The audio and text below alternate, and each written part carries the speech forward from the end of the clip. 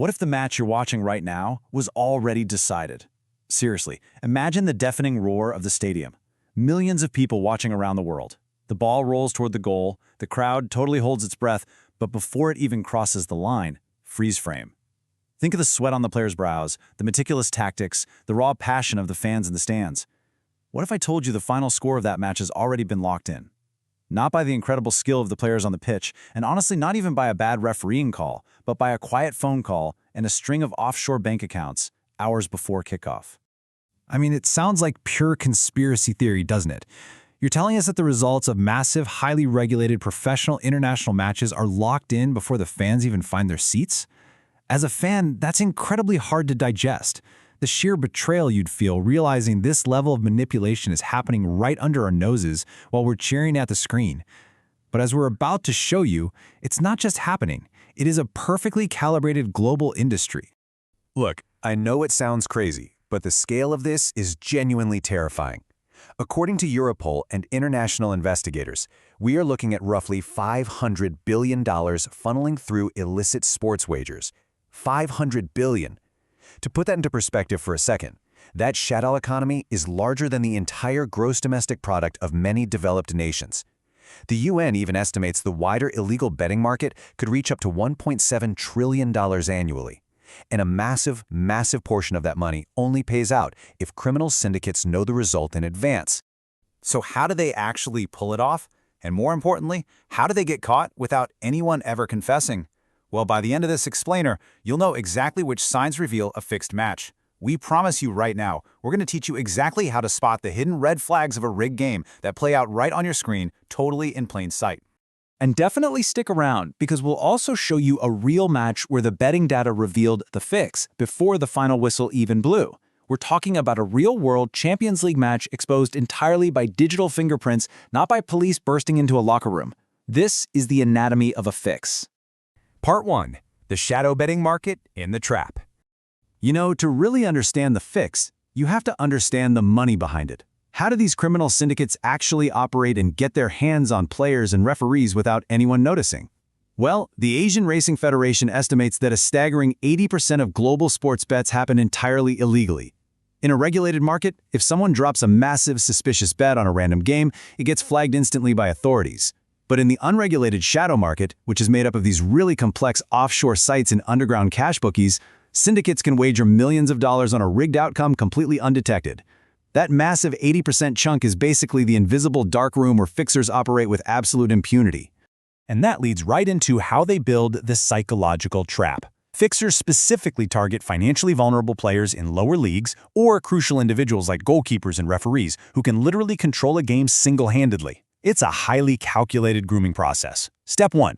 It usually just starts with a small, seemingly innocent gift, a free meal or maybe a small cash loan to a player whose club hasn't paid wages in months. Step 2. The favor. The fixer asks them to, just concede a corner kick. It's incredibly easy for a player to justify to themselves, it's just a corner, nobody gets hurt, the final score doesn't even change. But step 3 is blackmail. Once that player does it, they are entirely compromised. The trap snaps shut. The syndicate threatens to expose them, establishing total criminal control over their career. Part 2. Spotting the digital fingerprints. Wait, let me interrupt right here. If the players are blackmailed into absolute silence, and the bets are placed in an 80% shadow market, how do authorities ever catch these invisible crimes? Without a wiretap or a confession, how do you prove a game was actually rigged? Actually, scratch that. They don't even need a confession. They just look at the math. There are 3 massive red flags investigators hunt for. 1, odds moving dramatically without any logical cause. If a team's odds to lose suddenly skyrocket, but there are no injuries or red cards to explain it, that's a huge red flag. 2, abnormal money placed on incredibly weird specific bets. Right, and that's the part that is so absurd to me. We're talking about millions of dollars wagered on the exact number of throw-ins in the second half, or exactly who takes the first yellow card. Exactly. And the third red flag, bizarre on-pitch action that aligns perfectly with that weird money. A cluster of these 3 signs means the fix is definitely in. Which brings us to a really specific, documented case that brilliantly illustrates how those red flags look in the real world. Let's look at the data from the 2013 Champions League clash between Liverpool and the Hungarian club Debrecen. Investigators weren't just looking at who won the match. They were tracking abnormal, heavy betting odds spiking specifically around the total number of goals, focusing intently on the Debrecen goalkeeper. The digital betting market seemed to know exactly what was going to happen on the pitch. The odds shifted so violently before kickoff that the data alone exposed the fix, long before the final whistle. The math literally proved the syndicate's intent, even when human eyes couldn't spot the crime from the stands. Part 3. Case Study. The Kelong King. And this brings us to the absolute master of this dark art, Wilson Raj Perumal. Known internationally as the Kelong King, Kelong being Singaporean slang for a rigged match, Perumal was the mastermind behind the world's most notorious fixing syndicate. His methods weren't just criminal, they were audaciously brilliant. Yeah, what's truly terrifying is the sheer scale of his evolution. Traditional fixing relies on bribing individual players one by one. That is messy, it's expensive, and it leaves a massive trail of risk. But Perumal's method bypassed all of that. He set up a completely fake front company called Football for You. He literally posed as a legitimate international match organizer.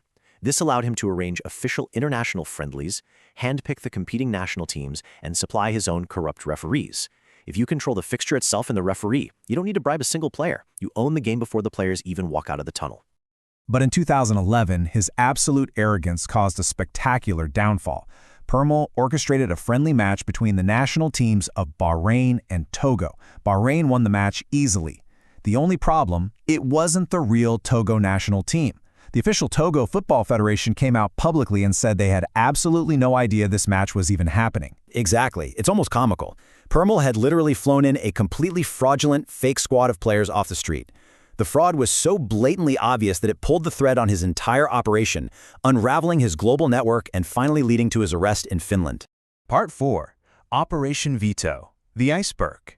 So that arrest in Finland was basically the domino that toppled the whole syndicate. It led directly to February 2013, when Europol held a massive press conference in The Hague to finally blow the lid off the global match-fixing network.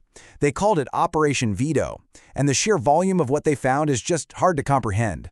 Europol identified a staggering 680 suspicious matches worldwide. We are talking about World Cup qualifiers, European Championship qualifiers, and top-tier league games across the globe, all manipulated for pure profit. And I want to clarify a very common misconception you'll see repeated online about this case.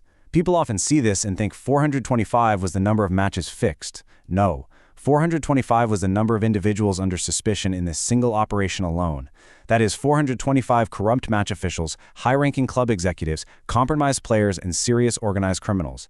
And the absolute most chilling part of that entire press conference, Europol called this just the tip of the iceberg. Part 5. AI versus the Fixers. So, if this is a $500 billion problem buried deep in the shadow market, how are investigators possibly fighting back today? Well, they're squeezing the syndicates by taking those digital fingerprints we discussed earlier and supercharging them with a digital dragnet. Enter the modern AI counteroffensive. Technology companies are now deploying highly advanced systems like Sportradar's Universal Fraud Detection System. This AI monitors over 1 million sporting events globally in real time. It acts as an unblinking eye, hunting through the global betting markets to catch those exact anomalies, the strange odd shifts, the weird money, instantly, before the syndicates can hide. And if we look at the data from 2025, we can clearly see the impact of this technology. While the overall number of suspicious matches is actually showing a slight decline, the AI systems are flagging a massive 56% surge in incredibly complex cases that human analysts previously missed. The machines are identifying the syndicate's shifting patterns and micro-bets much faster than the fixers can invent new ways to obscure their digital tracks. And there's a final, really dark irony to this whole story. Our Kelong King, Wilson Raj Perumal, the hunters finally caught up to him. In November 2025, he was sentenced to 11 years in a Hungarian prison. But get this, it wasn't even for match fixing, it was for human trafficking. It's a stark, brutal reminder of the deeply grim criminal underworld that actually powers these betting syndicates.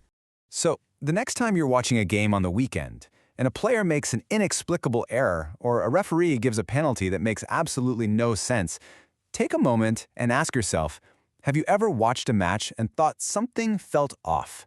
Because the true integrity of the sports we love might be hanging by a much thinner thread than we ever realized. Next explainer, how Juventus fabricated $300 million in fake financial records and almost got away with it. Click the link on screen to keep watching.